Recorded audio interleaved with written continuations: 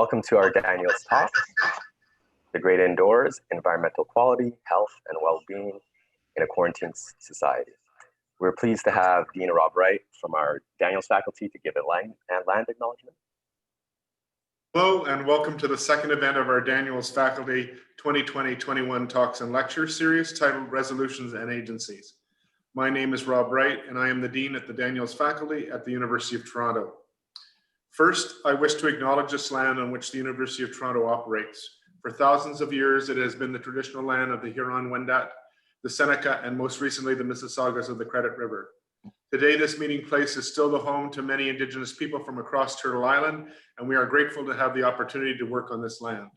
Daniel's honors Indigenous peoples, past, present, and future here and around the world, and we wish to pay respect to local elders, including those on whose lands from which you are now joining us virtually today. Now back to our hosts, Bomani and Alstan. Thank you, Rob.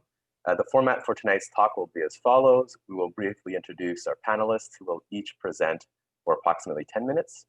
The presentations will be followed by a 30-minute discussion and Q&A from the audience, concluding at 8 o'clock Eastern Daylight Time. Okay, and I'm Alstan, and I'll be introducing our speakers on which will both all speak on a variety of health and well-being related topics. Just so you know what's coming up, we'll hear from Simon Coulombe and Manuel Riemer on environmental psychology and well-being indoors, then from Stephen Lockley on the role of lighting and maintaining health. Following that will be Alejandra Menchaca speaking about how COVID is changing the way in which we address building ventilation. Kellie Chen will then talk about issues of space and design in homeless shelters, which are being exacerbated by COVID.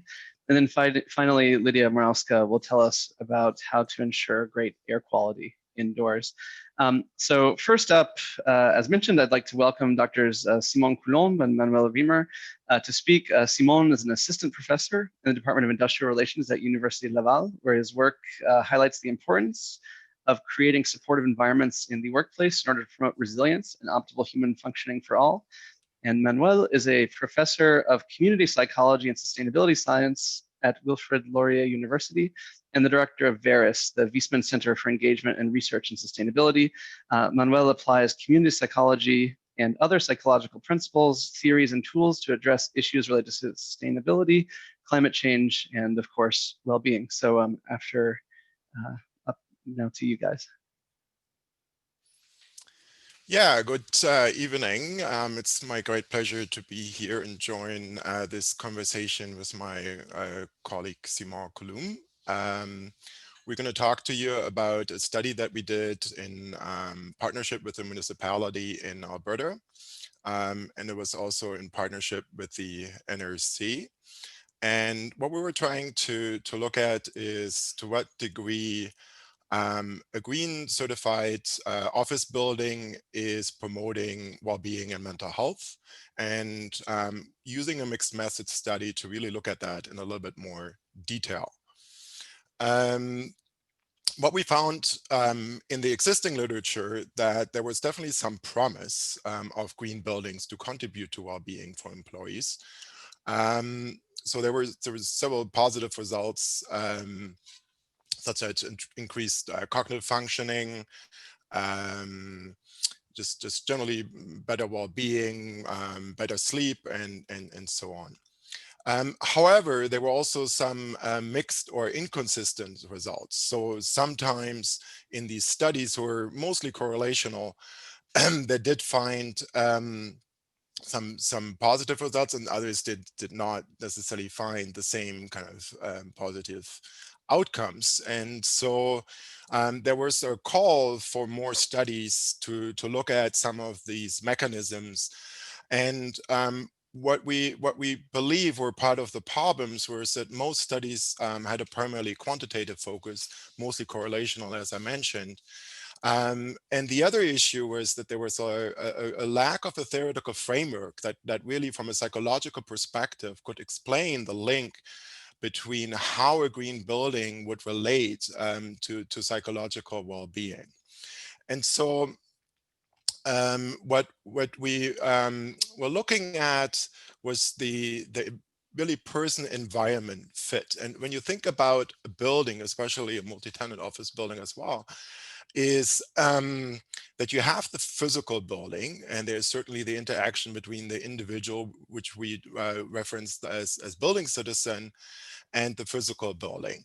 But there's also a group of people creating a culture together within that building as well. And the physical building can facilitate that, or can interfere with that. And then that culture, again, contributes to the well-being, or interferes with the well-being of the individual employees in the building. So for this specific study, we were primarily focused on the building and personal interaction. At least that's what we're going to talk about today. We did look at some of the other stuff as well. But so in terms of the theory that we drew from, is the psycho-environmental potential model that was originally developed by Steele, and then further developed by other people since, including my colleague Seymour Coulombe. And I'm not going to go in great detail on this. I'm going to come back to some of these aspects when I present the results. But the idea here is that there is certain specific needs that people have related to a physical building and the space that they're in. And so, for example, social contact regulation. So this is the degree to which there is opportunities for social contact, but also the choice that you have over those social contacts. And that is then related to positive well-being. And this is just one of multiple examples. And what we did, we also added sustainability, because that was a specific aspect that we were interested in the context of a green building. So quickly, I'm going to report the results of the qualitative aspect of this mixed method study, and then Seymour will present the quantitative findings. And again, this is just a snippet of the much bigger report that we produced, but in 10 minutes, there's only so much you can talk about. Anyway, so for the qualitative components, we took people on a tour through the building with cameras, and we interviewed them while we were walking through the building, and we took pictures of things that they pointed out to us that are related to these different psycho-environmental needs. And so then we asked them about it, and we kind of connected the pictures to what they were talking us. And we did that with 22 municipal employees in this green certified building. And I'm just going to highlight a few of the findings. So as you see here, we kind of categorize the findings depending on these different functions of the psycho-environmental potential model. And so some of the things where you see that things are not as clear cut are with natural light. So natural light was both a positive and a negative in this context. So from a shelter and security perspective, which is really my comfort in the building, do I feel safe? Do I feel like this is a good environment for me? There was a lot of issue with the glare coming in from windows, and the employees actually used kind of screen to protect their screens from the light. But in terms of pleasure and other aspects of this model, they reported very positively about the natural light. It created a positive feeling, and also the big windows gave them an opportunity to be able to see outside and see the plants outside. Another aspect that I'm going to highlight that I personally find interesting is this aspect of symbolic identification. So that is, to what degree does the place connect with your values, with your beliefs and your identity as a person, as well as that of your organization. And one thing that we heard in the context of this research was they were really dissatisfied that they did not have an ability to personalize their space with indoor potted plants. So that really didn't make the place feel like they belong and with what they valued and what was important to them. So this feeling of control over the space and connecting it to who you are is an important aspect of psychological well-being. And in this case, the space did not provide that, which was mostly based on the regulations of the building. So that's kind of a borderline, because it's not necessarily the physical building per se, but it's the policy of the organization related to the physical space. So you see there's a lot more there, and if you're interested, you can contact us, and we're happy to share our report, and we are close to publishing multiple papers on this. And Simon will talk next about the quantitative findings. Thank you, Manuel. So in terms of the quantitative findings, I'm going to go quite quickly. I want to make sure we have the time to go through the results. But basically, in the same green building, plus in two other buildings of the same city, the same municipality, and these two buildings were non-green. So we did surveys with employees there, online surveys, including lots of validated measures related to their well-being in general in their life. So flourishing is basically your positive well-being, positive emotion, your satisfaction with life. But we also measured distress, stress level, also social well-being and health-related well-being, satisfaction with health in general and with sleep. We also measured different outcomes in terms of work-related well-being, productivity, performance. And we also measure different aspects related to sustainability. And we also included the measures of to what extent these 6 needs of the psycho-environmental potential model were supported or fulfilled in the building. So we had a little bit more than 550 workers who completed the survey. 70% were in the green building, and the other ones were in conventional building, mostly 2 conventional buildings. They were mostly women. I'm not going to spend too much time on this slide, but just to give you a sense of who the participants were. They were on average, they've been working there for 10 years. First, what we did in terms of the results, and I realized, sorry, I should have changed the title of the slide. It should have said results. We basically wanted to compare and see if we would find a similar pattern of result as the one that we found in previous studies that have been published. We wanted to see, are people in green buildings versus the non-green building, are they experiencing higher well-being or more positive outcomes in terms of well-being in general and at work, more sustainable behaviors? What we found, and I'm not going to go through all the results, is that the results were quite limited. There were not a lot of significant differences between people working in green versus the non-green buildings. Especially in terms of well-being, we found no difference.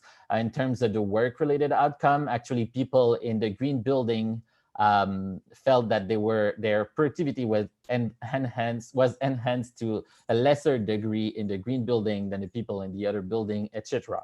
So it raised kind of the question for us, why do we find those often negligible differences between the 2 different types of building?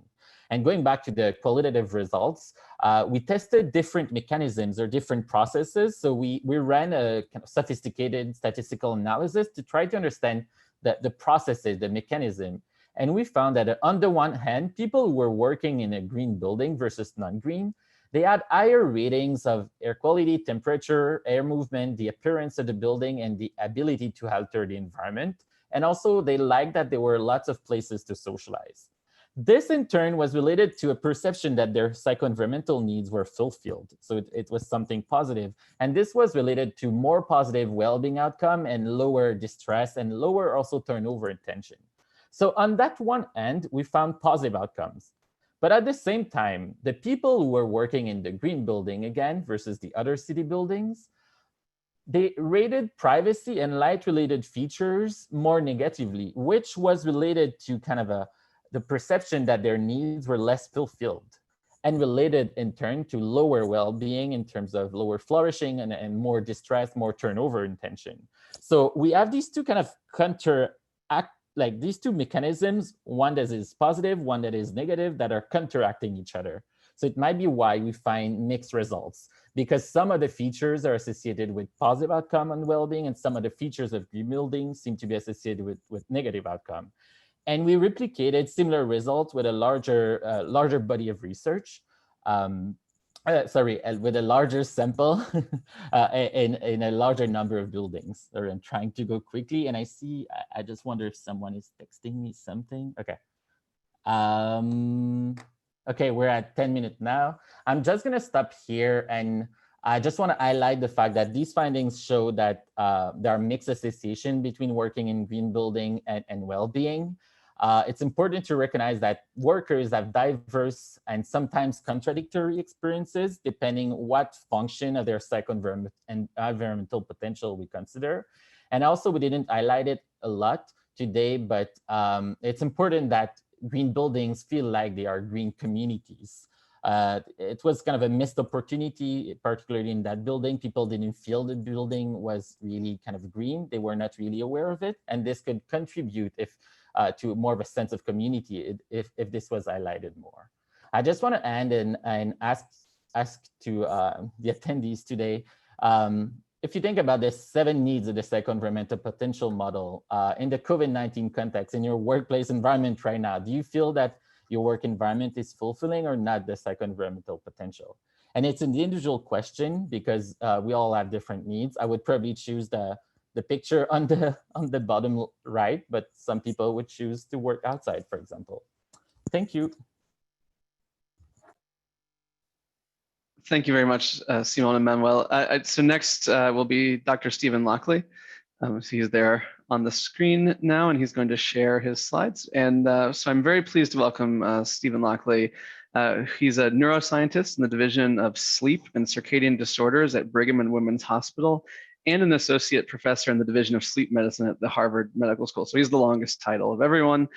Stephen is a specialist in how exposure to light and color at different times can improve alertness, safety, and productivity, and how photobiological design principles can influence architecture and increased well-being indoors. So I'm gonna go ahead and turn it over to you, Steve. Great, thanks, Alstan, and thanks very much for the invitation, everyone, to speak to you today. And so I'm interested in light in terms of well-being, and the reason light is so important is that we have a clock that monitors light, that we live on this very powerful light-dark cycle that changes every day and influences our biology enormously. And so we have a clock to do that. We have a clock in the hypothalamus in the brain. And this clock is a self-sustained oscillator, and it measures time, but it does it itself. It doesn't need external information. It is a self-sustained oscillator that controls many of the things that you know to be rhythmic. And so your sleep pattern, your temperature, your physiology, your metabolism, all of these are controlled by this clock here in the brain. And so that clock needs a daily light-dark cycle in order to be properly synchronized. And so each and every day, we have that daily 24-hour light-dark cycle resetting that clock. And it's only through light coming in through the eyes for this particular system. And so this information is detected by the eyes, goes along this pathway to the clock, and then sends signals across the rest of the brain. And so if you're measuring, for example, a hormone like melatonin, which is strongly circadian, the light-dark cycle is really the metronome that keeps our rhythms in sync. Now, if we lose that light information, for example, in people who are totally blind, and we've done a lot of work on this, you can't synchronize your internal clock to the 24-hour day. Now, that doesn't mean that you're not rhythmic. It just means that you run at your own internal time. And that is a little bit longer than 24 hours on average. And so you still have a rhythm, for example, with melatonin, but without that light information, your rhythm drifts later and later. And you take for granted what light is doing for you each and every day. If you lost your eyes tonight, if you lived in a cave without light, you would start to do this tomorrow. And it's very, very disruptive. These are 9 sleep patterns of 9 different blind people. The gray is the sleep, the black are daytime naps, and the red is, in fact, the peak of melatonin, which should be occurring at night. And just to show you one example here on the bottom left, you can see that the clock drifts later and later rather than being on a 24-hour day. And you can see you get very cyclic problems in sleep. So you have bad sleep, good sleep, bad sleep, good sleep forever, because your internal clock is running on a different day length to the 24-hour world outside. And so light is absolutely key for keeping us synchronized. Without light, we can't synchronize, but you take it for granted. You don't go out every day and check your light exposure. But if you live in a 24-hour world with eyes, then you're able to do this.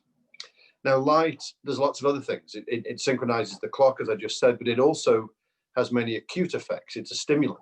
So light will alert the brain, improve your alertness and performance. It will suppress melatonin, which is the hormone of darkness.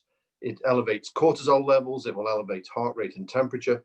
And so light has a whole range of non-visual effects, different from vision, that affect our physiology. And so light, while being the most powerful time cue for resetting rhythms, is absolutely essential to keep us synchronized. And if you don't do that, and you've experienced, for example, night shift work where you get your light-dark cycle out of sync with your sleep, then you get a lot of problems. All the things that the clock controls go wrong. And so we need that daily light pattern to keep us entrained. But we also need to use light as a stimulant to, first of all, help us to be alert and to sleep. But then if we get it wrong, it can also cause problems for us. And so light as a stimulant is a safe countermeasure. We can use light as a way to help keep us awake, especially where we're in places where safety is paramount, where we need to be alert. And we know we need it because we use massive amounts of caffeine. So we already use performance enhancing drugs to do our jobs. But light is able to help that. And we've been doing a lot of work to try and work out how to optimize lighting, both the visual responses and the non-visual responses, so that we can use light effectively to keep us synchronized, to keep us alert, sleep better, and all the health benefits that come from that. I'm just going to quickly run through one of the properties of light that has had a lot of attention recently, which is the light spectrum or the light wavelength. And you can think of the eye as having two functions in terms of working to detect light. It sees, it helps us see, so the eyes detect light for vision, but it also detects light to maintain these non-visual effects. And these non-visual effects are mediated by a different system to the rods and cones we used to see. They're in fact mediated by a photoreceptor in the ganglion cell layer, a part of the eye that wasn't thought to be photoreceptive, and is most sensitive to blue light, peaking at 480 nanometers. And so this is why you may have heard about lighting that has higher amounts of blue or lower amounts of blue to help your alertness and sleep. And so we've got these two pathways now that we have to think about. The traditional visual pathway that goes into the brain and helps us see, which peaks in the green range for color vision, and this melanopsin, this blue channel, which mediates these non-visual effects. And I'm going to throw just a few examples, but there are many, many out there now in the literature showing that, for example, here, if you're exposed to the same number of photons of blue and green light at night, you feel more alert under the blue light, your reaction times are quicker under the blue light, and you have less lapses of attention. We also see the same in the daytime, although it's harder to see because you're a little more alert in the daytime.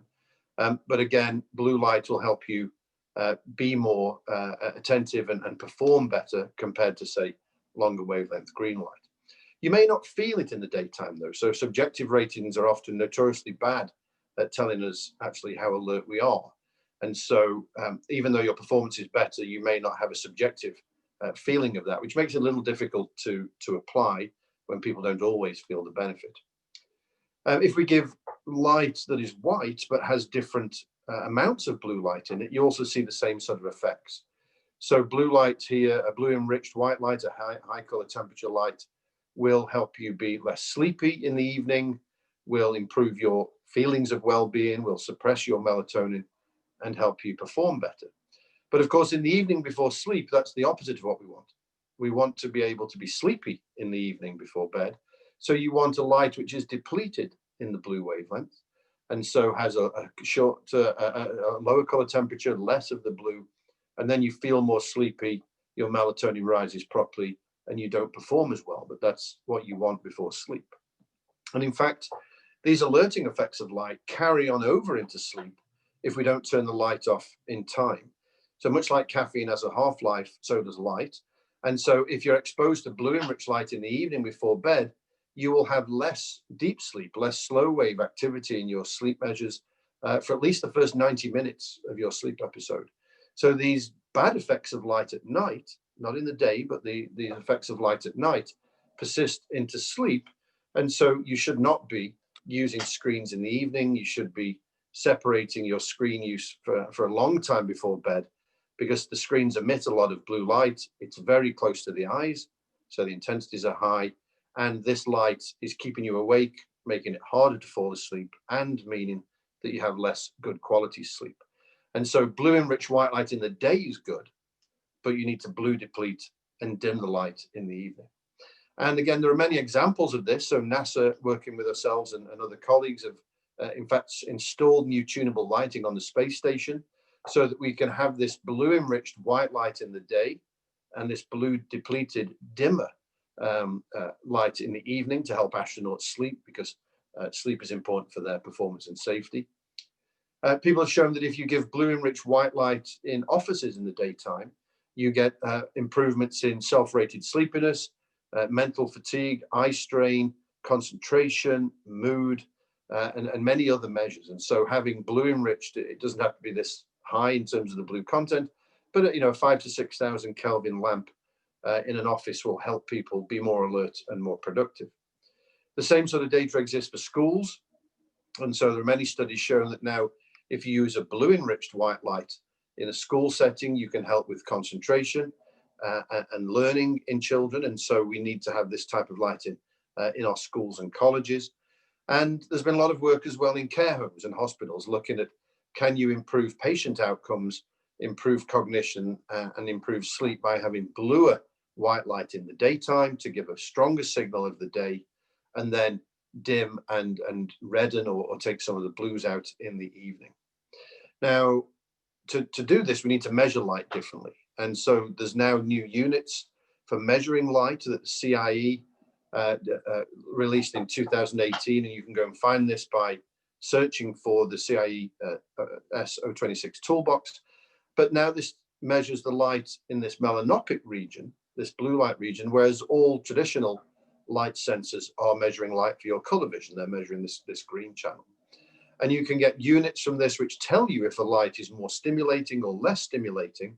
And so you want, rather than say a standard 4,000 Kelvin fluorescent, which has a pretty middle of the road rating in terms of alertness, it's only here at say 0.5. If you have a blue enriched light, this LED, you can see the rating is higher. And from my guide here, if you're above 0.8 in this DER measure, this is a good alerting light. And so now we need to look at lights, not just in their effect on the visual system, but we need to now know, are they the right lights for either alertness or for sleep, depending on your place and what you're trying to do there. And just really to summarize, there is a simple way to think about this. In an environment where you don't sleep, then you need to be alert. So that means high intensity, blue enriched white light that has that high melanopic content, that high DER value, anytime that you are in a place where you're not sleeping. And so that's at work, that's at school, that's in the daytime in a hospital, including even night workers, because night shift workers are notoriously sleepy and have lots of accidents. But if you are in an environment where you sleep, your home, a hospital, a care home, even prisons and even street lights have been looked at in this regard, then you need that same high intensity blue enriched light in the daytime. But in the evening, for as long as possible before sleep, we need to dim the light and take the blue wavelengths out and have this dimmer, blue depleted, red-orange type light before sleep. And that also means not using those electronic devices. Even with things like blue blocking glasses, or with some of the software you can use to change your screen settings to make them dimmer and redder in the evening, that's still not dark. And so while that's better than nothing, it's still having a biological effect. And so we need to be in a low blue, low intensity setting for as long as we can before sleep. And it's a pretty straightforward thing to do. You can do it in your own homes. You don't need a fancy system. You have a ceiling light where you can put your blue enriched light, open the curtains in the morning, have a high intensity light in your ceiling fixtures. And then your table lamp, your bedside lamp can have the dimmer blue depleted, sleepy light, and then your curtains are closed. And of course, when you go to sleep, you turn all the lights off, use an eye mask, and sleep in darkness. And so you can buy fancy systems that will do it automatically, but you don't need to. Put the day bulb in the ceiling and put your evening bulb in the table lamp or the bedside lamp. So just to summarize, we need bright lights and bright days and dark nights. We want that high contrast between day and night. You want to maintain a stable light-dark cycle. And so you want the circadian system to get the same signal each day. Use daylight if you can, but when you don't have daylight in the day, have that high intensity blue enriched white light with that high melanopic value to keep you alert. And then for as long as possible between dusk and bedtime, and certainly as the closer you get to bedtime, have dimmer and blue depleted lights to help calm the brain down and allow you to fall asleep and sleep well. If you have to have a night light, it should be as dim and as red-orange as possible, but ideally don't have any exposure to light at night. And there are some other considerations that, in terms of the exact wavelength we might use for older people or for younger children, but the same principles apply. Blue days and dark nights is really what we want to maintain our circadian rhythms, maintain our alertness, and maintain our sleep. And I'll stop there. Thank you very much. All right, thanks so much, Steve. Okay, am I coming through? Okay, thanks so much, Steve. That's great. And so I just want to remind everyone in the audience, if you have any questions, you can open up the Q&A button on Zoom and type in some questions. We're receiving a couple, but if you want to maybe help direct the conversation afterwards, you can do it that way. So next we're going to hear from Dr. Alejandra Menchaca. She's the Vice President of Sustainability at Thornton Tomasetti. Alejandra basically brings us a building consultant's perspective to some of these issues we've heard from academics so far. She's an expert on solving all types of building performance problems, from passive design strategies to reducing the energy consumption of complex building types like hospitals and laboratories. Her skills include natural ventilation, thermal comfort, energy modeling, daylighting, and computational fluid dynamics. Needs to add acoustics. So thank you. I'm going to turn it over to Alejandra.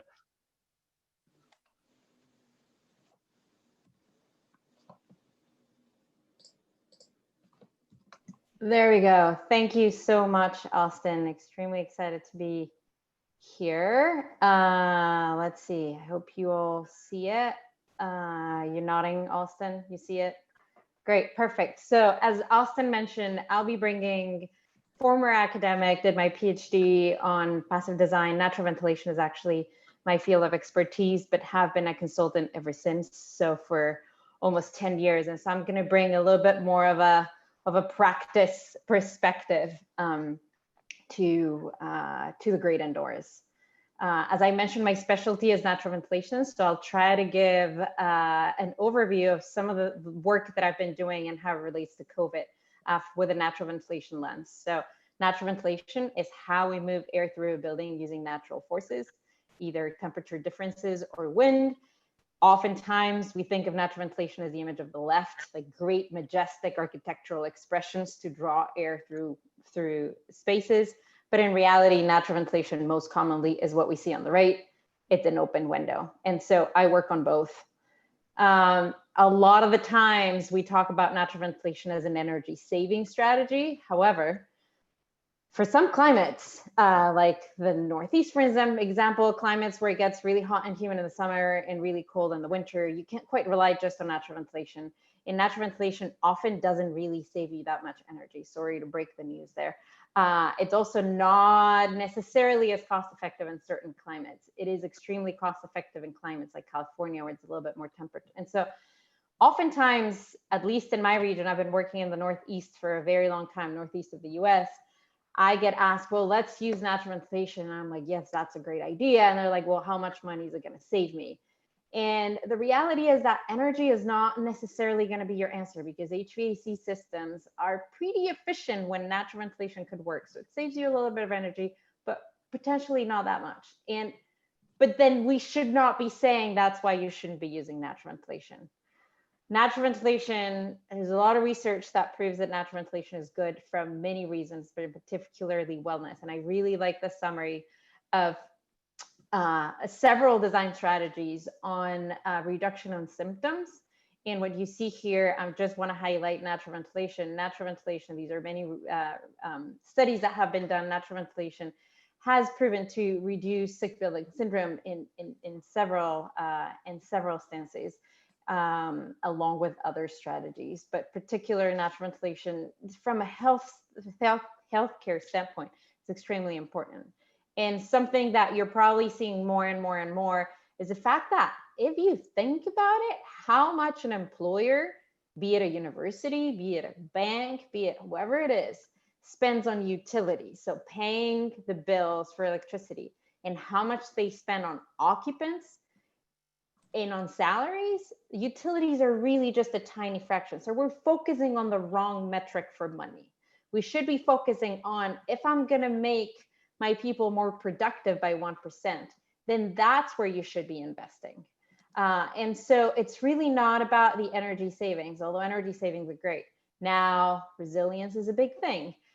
This is an image from Hurricane Katrina, and this is an image from a hospital in New Orleans that is not naturally ventilated because, surprise, surprise, I'm going to say 99.999% of hospitals in the US are not naturally ventilated.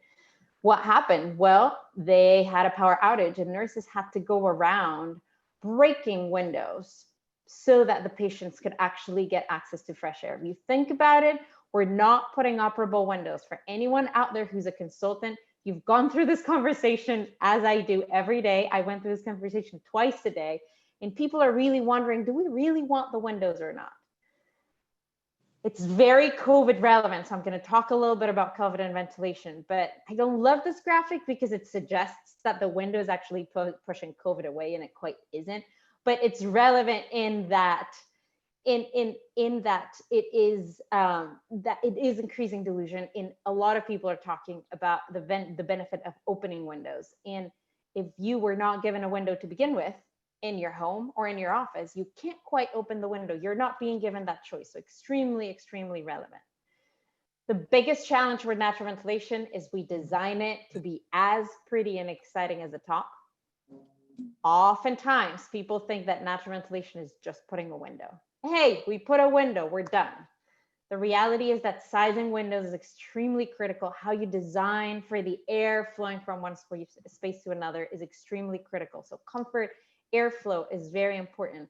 The most disappointing part of natural ventilation in a way is that a lot of the times natural ventilation, a building comes with natural ventilation in a backup system. So when natural ventilation fails, and failing means it does not meet the needs of the occupant, people just switch to HVAC. If you guys have an air-conditioned home, I'm sure that you don't open your windows as frequently as I do when I don't have air conditioning, right? Because you don't think about it. You go offline, it's automatically controlled. So who is in charge? So as we try to incorporate natural ventilation in the design, architects tend to think, well, I'm going to let the mechanical engineer think about it. And the mechanical engineer will say, well, not quite. So both of them are in charge.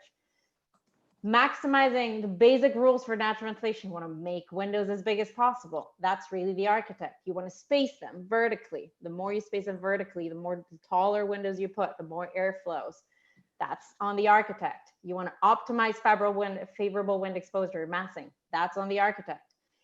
Window selection, and I put here an example. If you have a short, fat window, it will give you a fifth of the flow than if you have the same area with a tall window. That's on the architect. Now, every time I talk to mechanical engineers, and I attend the ASHRAE conferences pretty much every year, when I ask my colleagues, mechanical engineers, how many naturally ventilated buildings have you been working on? They say, oh no, I'm a mechanical engineer. So my response tends to be, there's no M for mechanical and HVAC, heating, ventilation, and air conditioning. It never says it should be mechanical for you to be a specialist. You should actually know how to naturally ventilate. And the reason is, you know how to calculate pressure losses, you know how to ensure adequate airflow, or should know at least, and you should be providing adequate controls. That's your role as a mechanical engineer. That's not the architect's role necessarily. So both of them are in charge. Now, how do I work empowering design teams? My main approach is trying to keep it as simple as possible as they communicate and really think very deeply in the background. Talk about comfort and how natural ventilation is going to make comfort better. One of the biggest complaints when building indoor environment is temperature. People are unhappy with the temperature. Natural ventilation can give them that control. Use smart arrows as much as we can. I could talk for 10 hours about smart arrows and how most of them are not smart. And then communicate very simply what to expect about it. Provide examples. Then this does not look as pretty or as exciting, but I have been spending now a lot of my time on policy and writing standards or helping write standards, because really that's how you influence. LEED, which has a lot of influence on the outside world, outside of the US, has references ASHRAE standard 62.1, which is what addresses ventilation, and standard 62.1 until the 2016 version basically told you, you just need to have 4% of your floor area as a window. Is it fat and short? I don't care. Just put it in. Is it a casino or an office or a classroom or a lab or labs? Let's not talk about that. It doesn't matter. Just put 4% in, which makes no sense whatsoever. No considerations to controls, not even considerations to climate. It doesn't even say, think about climate and then naturally ventilate it. Basically, it just said, along with a few other things, provide 4% area. And so even the people who are trying are saying, well, where's the document? What should I follow? I don't want to be liable. Didn't have much of a clue. And so we worked for 3 years to improve the 2019. So the 2019 version came out just last year. And we really focus on making it design driven. So now ASHRAE 2016 and 2019, 62.1 2019 will hopefully be start influencing LEED, which means that we'll be influencing the rest of the world. And it's design driven. It's giving more credit for those who create tall windows or vertical spacing. It's focused on ventilation needs. So you need more window if you have a casino than if you have an office. You need more windows if you have a nail salon than if you have a classroom. It has consideration to climate controls and outdoor air quality. And then coming up, just started this, kicked it off 2 days ago. We're actually going to try to see if we can incorporate a little bit of natural ventilation into ventilation for healthcare facilities, because anyone who has been elsewhere than North America knows that there are certain hospitals that have windows and no one, and everyone's okay. Particularly from a resilience standpoint is very critical. And so I'm just gonna wrap up because I mentioned COVID a little bit, and I have been swarmed with COVID questions every single day from friends and colleagues and clients and other consultants. So natural ventilation is definitely a strategy, not only for energy savings, but for resilience, for wellness, and for dilution. Very important as we talk about this new COVID era. Important to note, more fresh air is only part of many other measures. So just opening the window as like that little graphic, that opening the window, you should be wearing a mask and doing other things. We can talk about COVID for another 6 months too. But I just wanted to cite this study by the Harvard School of Public Health. Joe Allen, you might know him. If you don't, try to follow him. He's doing really good work, very current, very up to date. And they did a study, several studies on many schools on the ventilation quality, the amount of fresh air that schools with natural ventilation could get. And they found that in reality, if the climate is adequate and you were able to open all windows in schools, it would be far safer to go back to school than following many other measures. And so extremely relevant for these times too. And with that, I'm going to wrap it up. Thank you. All right, thanks so much, Alejandra. You're very punctual. And so I'm going to introduce our next speaker now. This is Kellie Chin. Kellie Chin is Kellie, I should say, is a project designer at Workshop Architecture. She works to promote social responsibility and invigorate local communities. And she's especially recently, at least, worked with the City of Toronto's Shelter Support and Housing Administration to increase shelter capacity. Kellie is a recipient of the Royal Architectural Institute of Canada's Foundation Bursary and a member of the Black Architects and Interior Designers Association. And a little plug here, she has a new publication coming out soon titled A Case for Compassionate Design and Housing Standards. So I'll turn it over to you, Kellie. Thanks for that introduction. Just for some additional context, I've been working with Shelter Support and Housing Administration on an initiative to deliver 1,000 new shelter beds in the city. And more recently, my research partner Naomi Shuchuk and I received grants from the RAIC and the OAA to revisit shelter spaces when considering health and in a quarantining society. So this presentation will look at design principles in shelter spaces, but beyond that, we're going to look at sort of the surrounding framework behind those design principles, because a lot of the guiding elements come from design standards and public policy. I'm not a public policy expert, but I will be sort of looking at examining the role of architecture and design at each of these levels. Starting with what we currently have, moving through recommendations and moving forward. So just to start off, how has COVID affected the shelter system? Why do we even need to revisit these spaces? The pandemic has highlighted some serious shortcomings with Toronto's shelter system. This can most drastically be seen when comparing infection rates. So we're looking at a 9% infection rate within the shelter system versus an overall Toronto number of 0.61%. So that's pretty high. And it's not really much of a surprise. Health profiles have consistently shown that buildings which are overcrowded and underserviced increase the potential spread for communicable diseases. And shelter clients are taking note. I'm sure you've seen a large number of encampments popping up in the city. So this just goes to show that people are sleeping outside and not in shelter spaces. So it's really a testament to those numbers.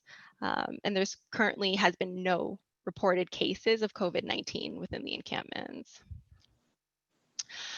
So just to look at pre-pandemic and current shelter spaces, how are they designed? What do they look like? Well, the City of Toronto has shelter standards, which has set criteria for set spaces. And this is just looking at an example of the minimum requirements for sleeping areas. Pre-pandemic, Toronto shelter guidelines listed a minimum lateral separation between beds of 0.75 meters, and then a personal space requirement of 3.75 meters squared. So beds are pretty close together. During the pandemic, the city has adopted new measures to allow for social distancing, but this has reduced shelter capacity by about 50%. So you can imagine in an already overburdened system, this drastically reduced shelter's ability to accept new clients. To allow for this, in April, the city did acquire around 33 facilities, such as hotels and vacant buildings, to allow for this overflow and adhere to public health guidelines. But I think that the 1,000 to 2,000 people currently sleeping in encampments suggests that these shelters still aren't meeting client needs. So looking a little bit further about shelter spaces, typically because of the sensitive nature of the work that we do, we don't show floor plans that we work on. This is just a diagram of what a current shelter space could look like. Obviously, in Toronto, it varies, but this is just a snapshot. There's often shared rooms. The dotted line in the rooms indicate the 2-meter social distancing. You'll have shared washrooms and then a client dining area and a client lounge. The blue represents spaces for operators or staff. You can see that there's clear delineation between spaces for clients and spaces for staff, often with physical boundaries between them. Just a little bit of terminology. I'll typically reference 2 types of shelters. One, which is an example of what we're looking at, is a congregate permanent shelter. When I say permanent, I mean that that building is a permanent building for a shelter. Either the city owns it or it's a long-term lease, but it's meant to be a shelter. The next type is an emergency respite facility. And this is any type of building that's either the city temporarily acquired as an emergency shelter, or I don't know if you've seen those big white domes around the city that are also respite facilities. These are often dormitory style buildings.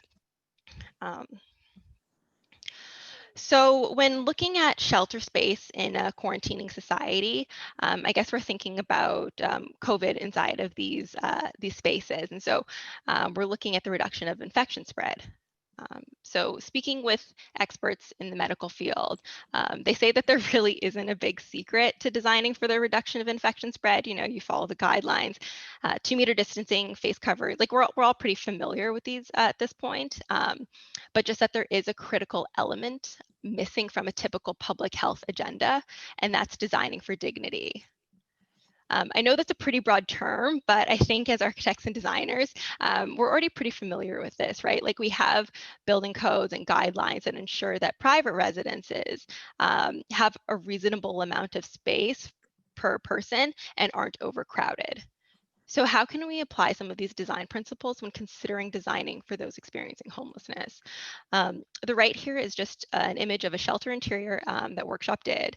And it's just made some minor adjustments to the existing shelter guidelines to allow for spaces that have some privacy and intimacy. It's really simple things, but it's things like adding partitions between beds. And the bottom image shows just a personal reading light per bed. It sounds really simple, but if you can imagine the ability to control light in your own space versus not, it makes a pretty big difference. Beyond that, just ensuring that there's no hierarchy between operator, staff, and client residents. You do need physical separation for security, but just to make sure that those spaces don't communicate a dignity and balance.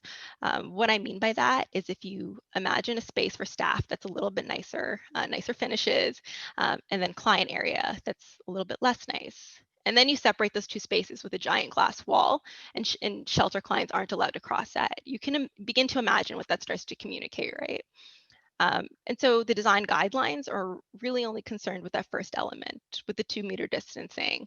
But I think incorporating some of these other elements into standards, we can start to ensure a baseline of dignity can be provided across all residents. I think there's also opportunity to sort of revisit what we typically conceive of as a shelter in general. Typically, shelter clients, and the vast majority, indicate a desire for more permanent and affordable housing. And right now, those emergency respite facilities I mentioned, they're often a catch-all to house all populations who are experiencing housing insecurity. And this can range from people who are chronically homeless to refugees. And so while this typology is a much needed one, like we need it, I do think there's an opportunity for some of these other typologies like supportive and affordable housing to alleviate some of that pressure from that overburdened system. And here's where I think architecture and design can come in, right? Like we already have building methods that are like quick and cheap. So how can we apply this across other typologies? This is just an example of a housing experiment in Vancouver by Bonnie Madison Architects in the Marple region. If you have a look at the floor plan, you can see that it's single occupant rooms, there's a kitchenette, there's a bathroom, but most importantly, this space offers total ownership and privacy, right? Like people aren't kicked out during the day. At first, there was a lot of NIMBYism about this. There were protests, community members did not want this built. But I read an interview with one resident who after the fact had lived there. He had been chronically homeless for 10 years, and he felt that living here was the first time he was actually able to heal. So I think it's really important when we're discussing health in these spaces to consider some of these elements. And I think the sentiment sort of transcended to the community because after it was built and everyone moved in, there was a little bit of a change in sentiment from the community. People were welcoming residents and dropping off furniture. So there was a little bit of a shift in perspective. So there is a social aspect, but also there are practical reasons as to why this approach is valuable. Shelters are expensive. A typical shelter bed costs $40,000 a year to run, and that's doubled during the pandemic. So I think there's opportunity to take some of those costs and apply them across other methodologies, and you see that you really do start to get a return on your investment when you're looking at the typical construction cost of what a modular housing unit costs and social housing supports, which is about $24,000 a year. And then translating also to the typical construction cost of of a bachelor unit and market rate rental subsidies. After that point, you really are starting to see a return on your investment. So looking ahead, moving forward, right now, City Council, right now, is actively contemplating a motion put forth for 3,000 affordable units, specifically in response to homelessness during the pandemic. And this does include 1,000 new permanent modular homes. So I think now is a really great time to not only revisit the role of architecture and design in the existing guidelines, but to revisit what we conceive of a shelter in general as the city puts forth its shelter recovery strategy. Thanks. All right, thank you, Kelly. That was great. And last but not at all least, I'm very pleased to welcome Dr. Lidia Morawska. She's a professor at Queensland University of Technology in Brisbane, so she's coming to us from the future. She's also the director of the International Laboratory for Air Quality and Health at QUT. Lidia conducts fundamental and applied research in the interdisciplinary fields of air quality and its impact on human health and the environment, with a specific focus on the science of airborne particulate matter. So I'm going to hand it over to Lidia now. Many thanks for the introduction and for inviting me to give this talk. I feel for a moment like being back in Toronto, where I spent 3 years before I came here to Brisbane, where I've been for quite a while. Great indoors with great air. Well, how do we compare great outdoors and great indoors? Well, great outdoors, by the way, this is a place where I'll go for the weekend in a few hours.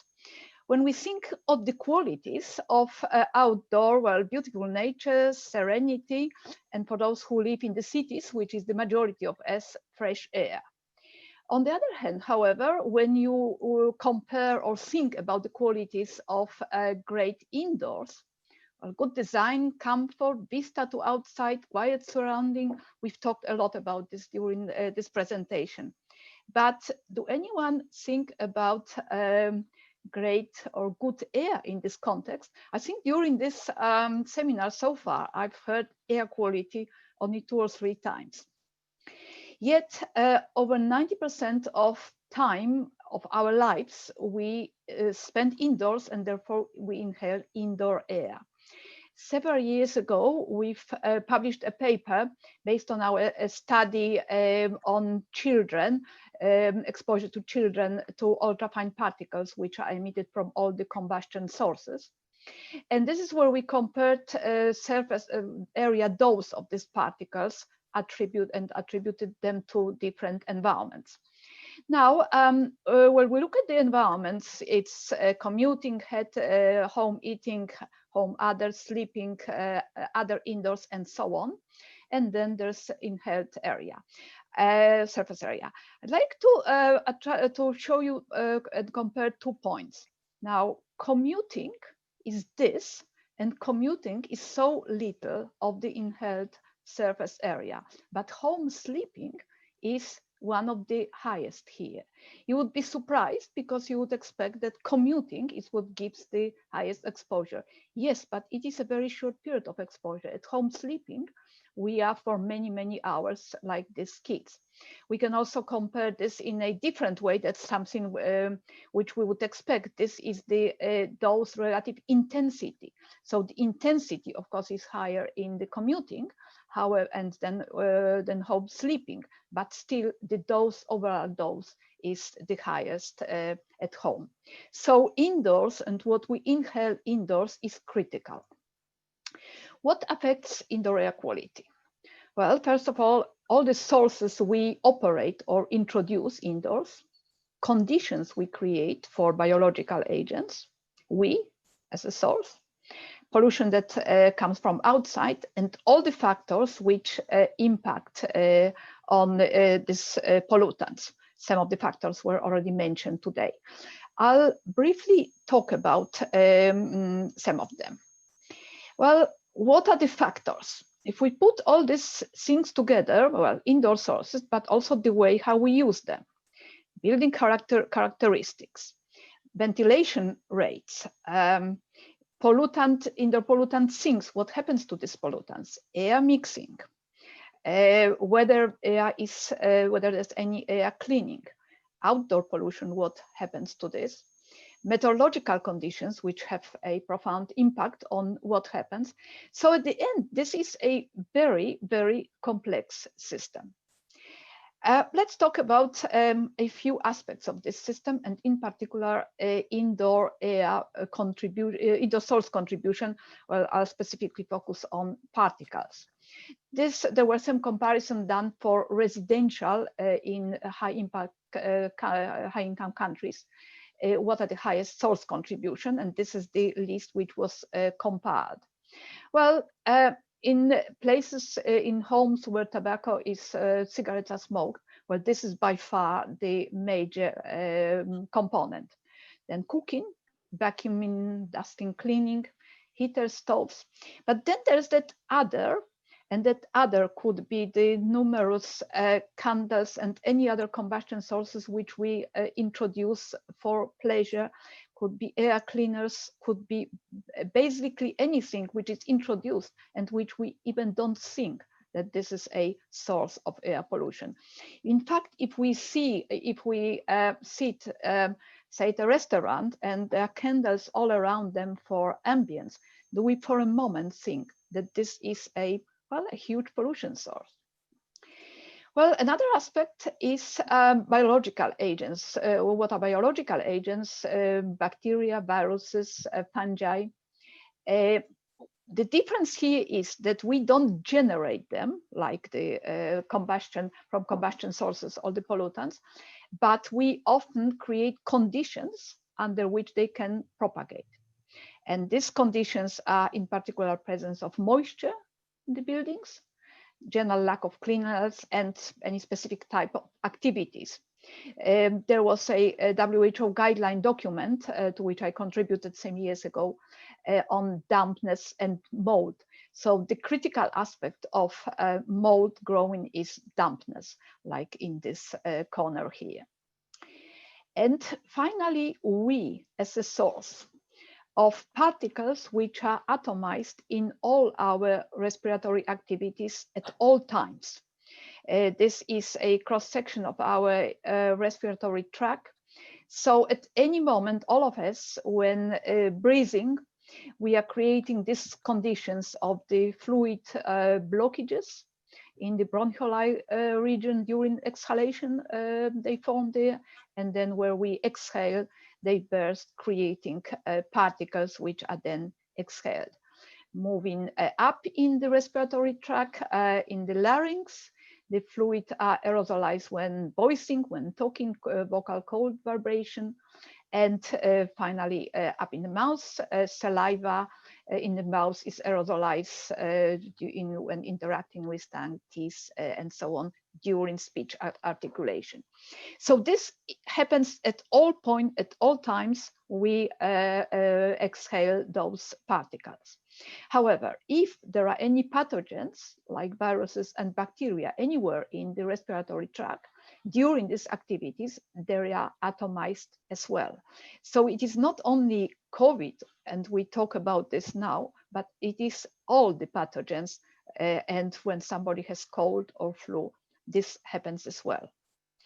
So if we stay for a moment with building engineering controls against airborne infection, as we presented in one of our papers, with a schematic diagram, like any schematic diagrams, it's got shortcomings, but it shows the most important elements of this, which is sufficient and effective ventilation. Ventilation is here presented as natural ventilation and mechanical ventilation, avoiding air recirculation. This is the stress against airborne infection, in particular during pandemic. Particle filtration and air disinfection in this system here, and avoiding overcrowding, which means lowering the source. I'll spend a moment talking about this aspect, sufficient and effective ventilation. What is it? Sufficient, well, if we can simplify it, is enough of it, and effective means everywhere. Alejandra already showed this diagram. which with this upper part showing it's clearly not enough of ventilation here, since the pathogens from this sick person or any particles are everywhere in the room and the concentration is high. Here in the lower diagram, the exhaled particles and the viruses or bacteria are removed, but there are of course some spaces where they are still present.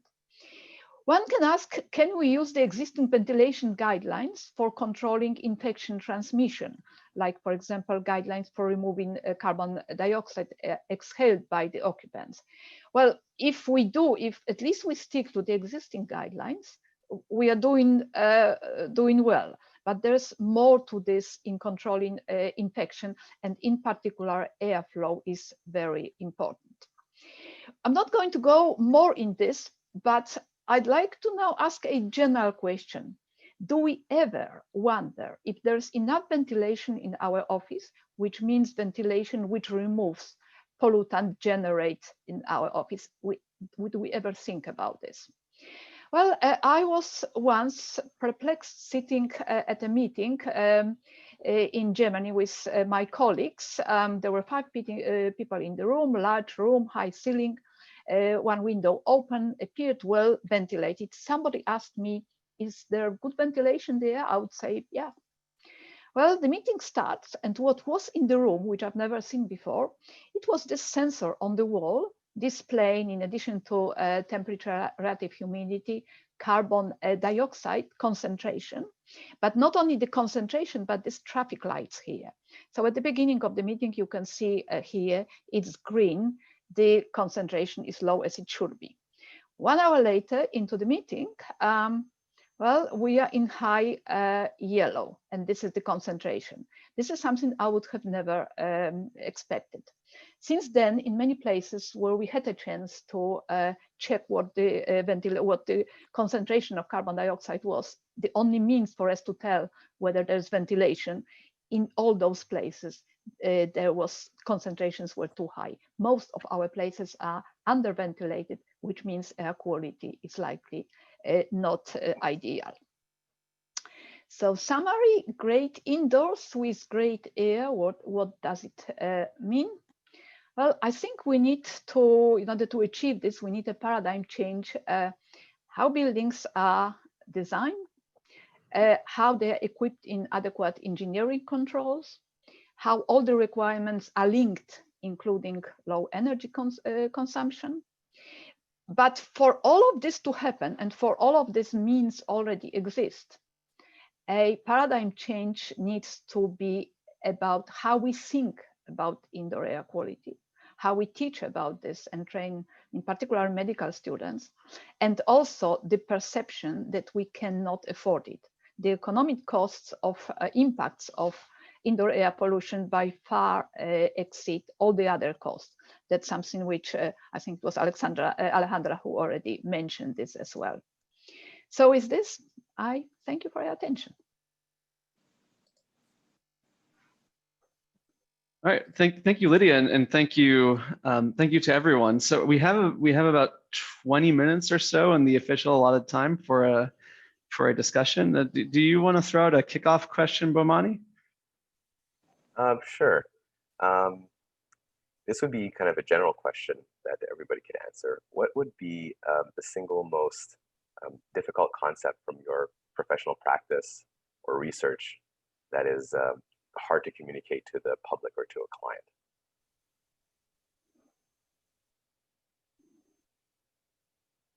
client? I guess I can start with that one. Sure. I mean, I think just that there are a large number of stakeholders involved when designing for shelters. Like you have the shelter owner, who's usually the city.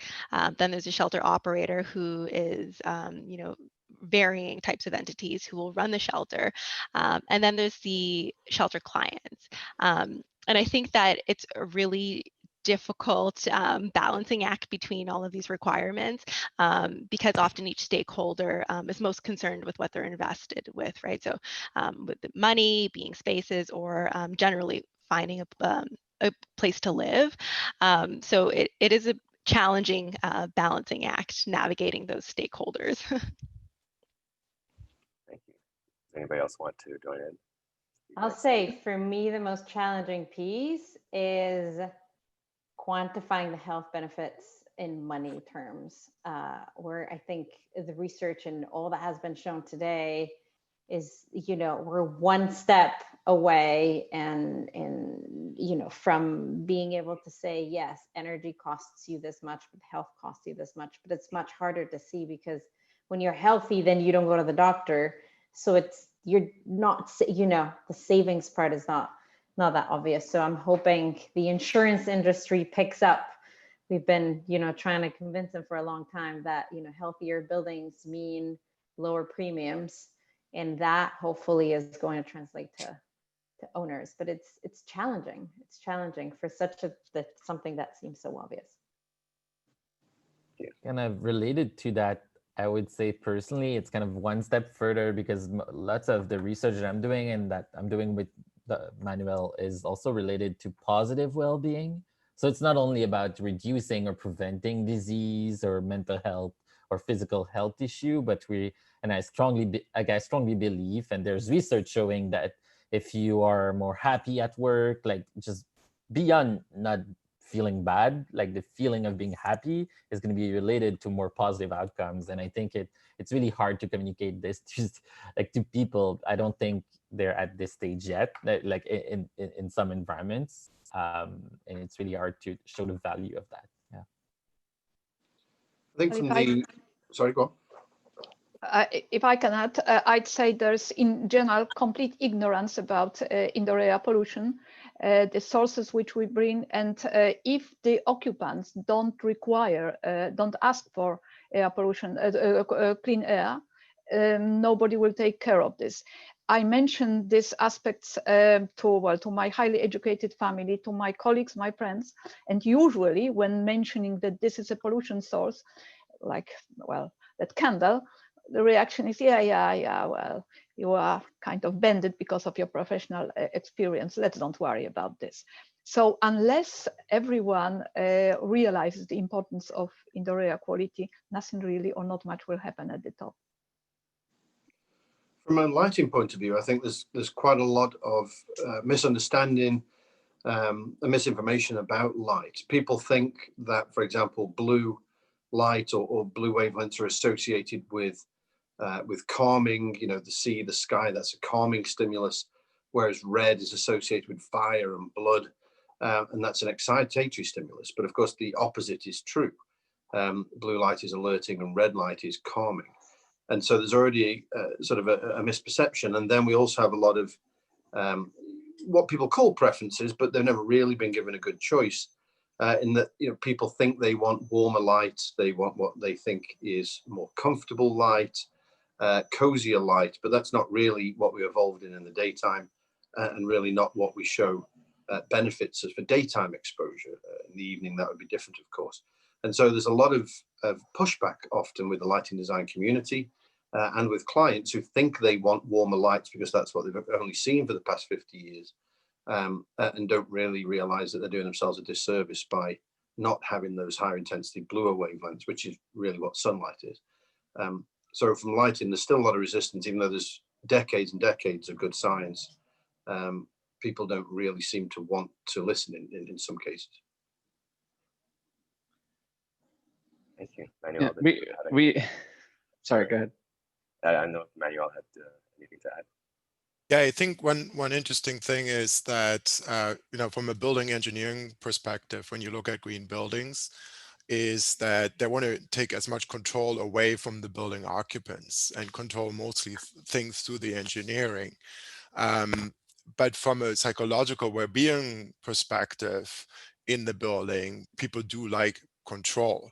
And so there is a lot that we have to figure out in terms of finding the right balance of controlling the energy use in the building through the engineering controls, but also providing that space for people to control the environment so that it's a better fit for themselves. So. Thank you. Yeah, we had this conversation is very good because we had a lot of questions emailed in prior to the talk about making the cost benefit kind of arguments for not only for COVID mitigation strategies, but just for indoor environmental quality in general. It's often hard to make a strong positive argument for that when it comes down to value engineering in buildings. Another question, which has been partially answered already, was one of the participants pointed out that specifically with Steve's presentation that there was a lot of artificial lighting in it. But I think we can expand that to everyone. Is how important is natural climatization or natural ventilation, access to nature and views of nature inside of buildings? How important is that to your kind of relative fields of expertise versus like completely mechanically controlled environments? Well, if I start briefly with lighting, of course, as I said towards the end of the talk, you would use daylight if you have daylight. That's the cheap, easy, correct source that we've evolved to see. But it's we don't often have access to daylight or high levels of daylight in many indoor environments, and then certainly, obviously, in the evening you don't when people still need to use light. It doesn't take long moving away from a window before you're not really getting much daylight anymore, and many spaces don't have access to windows, and so we should be using electric light sources that then mimic as much as possible that type of blue enriched high intensity daylight. And then when you have them together, it ends up, can end up looking seamlessly. It's not that you have daylight or electric. They should be working together. Where we have daylight, use it. But if you don't have daylight, we need to provide the right type of light to keep ourselves healthy.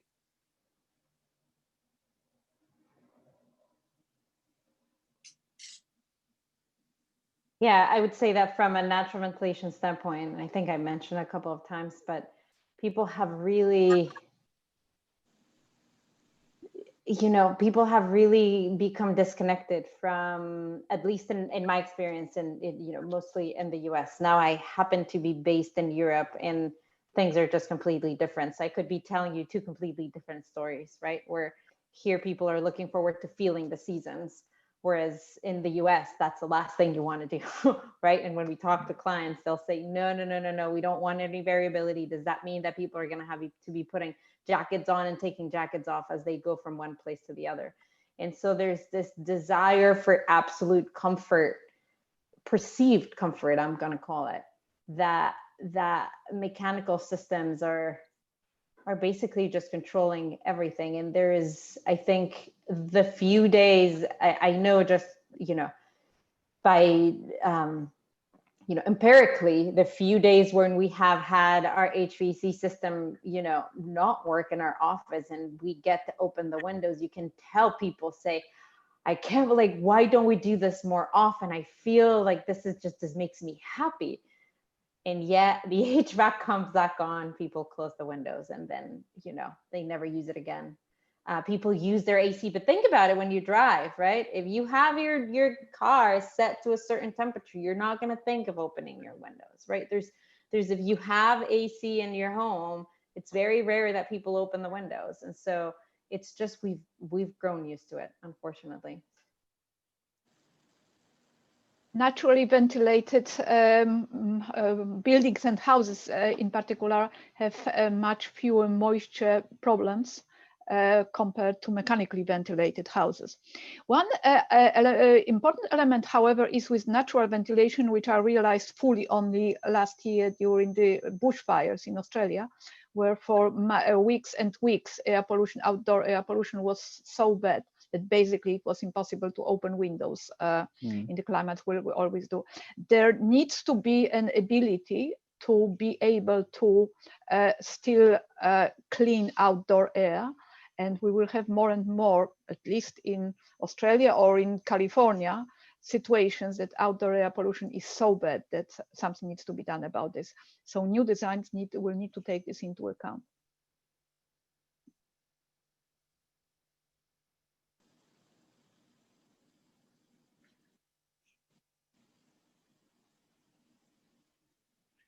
I imagine there would be something about indoor kind of psychology about access to nature, but maybe the data hasn't been processed fully yet. I mean, there's a lot of research around access to nature from a psychological standpoint. Different theories in environmental psychology about why nature is good for people's psychological well-being. It's good for restoration of your attention, your cognitive capacities, because it creates some forms of fascination, etc. But it's interesting though, because lots of that research has been done in more experimental setting, in more controlled setting, in which they do experimentation and try to put people in different conditions, etc. But it's interesting that in the real life, it's more complex. Like as you can see, even in our study, like people were all like talking about plants, and plants were good for them, and yes, it's good for them, but I think they were also getting something out of it that was really more related to the possibility for them to personalize the space beyond just the fact that they were plants. So there are lots of like complex dynamics going on, I think. Yeah. Thank you. Bomani, do you have another pressing question? Because there is another one via email that I think is relevant. Yes, I think there's one that's kind of related to one of the questions that were posted. With regards to, being that most buildings are existing buildings, how do we adapt some of the, and you've touched on them as panelists, but how do we adapt what we've been talking about to actually existing buildings from a retrofit standpoint? Well, from a lighting point of view, it's easy. Everyone is changing their light bulbs to improve energy efficiency and moving from fluorescent to LED lights. But at the moment, they're putting in the wrong LED lights. And so even in my office, over the weekend, one weekend, the hospital came and just changed the lights without telling me, and changed out a 4,000 Kelvin fluorescent for a 4,000 Kelvin LED. That's a completely missed opportunity, because in a working space, we want those blue enriched lights, and it would cost no different to put a blue enriched LED into that same space. You'd still have all the energy efficiency, but then you would have all the added benefit of improved attention, improved alertness, improved productivity, more safety, all the things we talked about. And so from a lighting point of view, it's pretty straightforward. It's happening anyway, and all of these other health benefits are free. And it pays for itself with the energy efficiency in not too many years. And so this is easy to do, but you can do it in your own home. When you replace your light bulbs, go and pick the right spectrum for day versus night, and you can get all the benefits for really no extra cost. And so retrofitting is a good way to at least change lighting, and simple and cheap. Yeah, I'll say that for natural ventilation, there was actually a question on it. It really depends on the building geometry. It just really depends. It depends on the building geometry. It depends on how much the facade can be, if there were already large enough windows, then that's great. If there weren't large enough windows, then it's tricky. The person who was asking the question was asking about hotels, and hotels tend to be some of the easiest retrofits because the hotel room itself, it's not super deep and it's a single space. And so it's easier, it's basically easier to implement just because you know the type of space you're dealing with. They typically have an exhaust fan also. So you know that even if the window is open just a little bit, you're gonna have a little bit of assisted ventilation to do that. And so I would say hotels are easier. The question is, can you control how occupants open their hotel window? And there's some people who suggest, there's some approaches who suggest that if we're just not going to have ventilation, we're going to let at this point the occupants in the hotel decide whether they want to open. If it feels stuffy, then they should open the window. That's kind of old school, right? Feeling stuffy doesn't necessarily need to feel stuffy for CO2 levels to be too high, right? And so the controls question becomes a little bit of an issue. Do you want to ensure indoor air quality, or do you want to leave it up to the occupant? But hotels are easier. Deeper buildings, deeper offices become more challenging because you want to bring the air everywhere, right? And so it's just a little bit trickier, but it can be done. And I think when thinking about retrofits and shelters, a really important item to consider is just building selection in the first place. You want to make sure that you're selecting a building that can be retrofitted pretty smoothly into a shelter space. We don't want to waste resources knocking down and completely revising HVAC systems to accommodate a shelter. So it's an important element to consider from the beginning and outset. The question, please go ahead.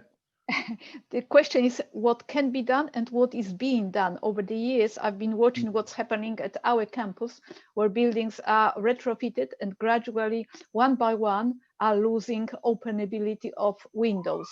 I always remember the first time when I moved to my new office in a different building, which was retrofitted, and it was impossible to open it. And the question is why?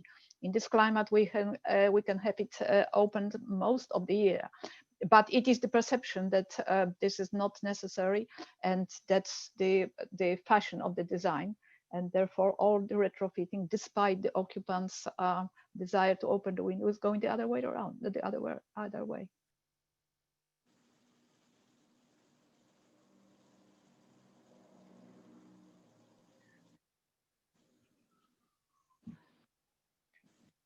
All right, well, I think we're actually coming pretty close to the end of our scheduled time, but I wanted to invite, I think, all of the panelists, if you had one word of wisdom or closing remark you wanted to communicate to the audience before Bomani wraps us up.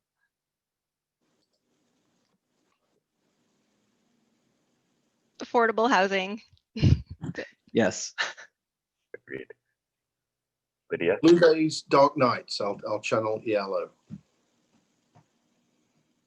Think of the quality of your air in your home, office, and wherever you are. Yeah. In 30 years, we'll be telling our kids, yes, that was the time where we designed without operable windows. Just like we say that concrete over there, yeah, we did that.